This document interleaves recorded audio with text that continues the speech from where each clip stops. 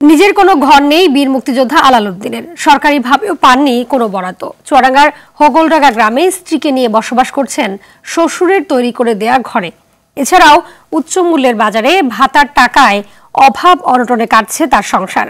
চুয়াডাঙ্গা থেকে জহির রায়হান সোহাগের প্রতিবেদন, জানাচ্ছেন সৈয়দ মাহমুদ। বছর শেষের খুশি নগদে হবে বেশি। নগদ পেমেন্টে নির্দিষ্ট ক্যাটাগরির কেনাকাটায় ৩০০ টাকা পর্যন্ত ক্যাশব্যাক। ভারতে প্রশিক্ষণ শেষ করে পাকিস্তানি হানাদারদের বিরুদ্ধে দীর্ঘ ৯ মাস যুদ্ধ করেন মুক্তিযোদ্ধা আলাল উদ্দিন। শত্রুর বিরুদ্ধে ঝাঁপিয়ে পড়েন মেহেরপুর, চুয়াডাঙ্গা, কুষ্টিয়া সহ আশপাশের বিভিন্ন এলাকায়। মুক্তিযুদ্ধে নিজের প্রতিবেশী ও অনেক বন্ধুকে হারান তিনি। সেই বিভীষিকাময় দিনের কথা ভাবলে এখনো শিউরে ওঠেন আলাল। এক রাজাকার সে হয়েছে, হঠাৎ করে এসে বলছে যে রাজাকাররা হইলো ওই দেখেন ধান কেটে নিয়ে চলে যাচ্ছে। তখন আমরা ওখানে চলে গেলাম। তখন থেকে খানরা সব অ্যাম্বুশ পেতে বসে আছে। ওদের অ্যাম্বুশের মধ্যে আমরা পড়ে গেলাম, দৌড়তে পারছি নি। তারপরে একটা পুষ্কুনের মধ্যে পড়ে গেলাম, কচুর পানা মুখে দিয়ে থাকলাম। আর আর বাদ বাকিগুলো ধরে নিয়ে গেল।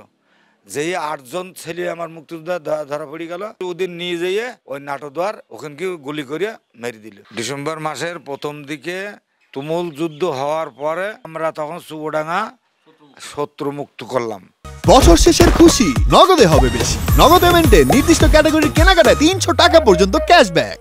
চুয়াডাঙ্গার হোগলডাঙ্গা গ্রামের বাসিন্দা আলালের ৫ মেয়ের সবারই বিয়ে হয়ে গেছে।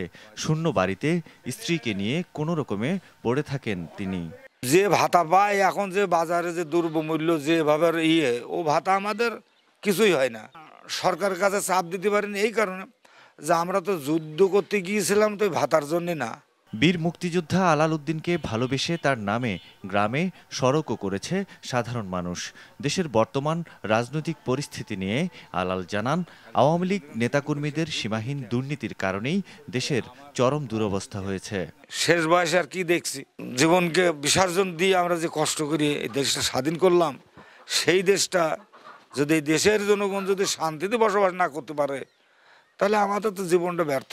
লাল সবুজের পতাকার সম্মান ধরে রাখতে সরকারকে প্রয়োজনীয় পদক্ষেপ গ্রহণের আহ্বান জানান বীর মুক্তিযোদ্ধা আলাল উদ্দিন।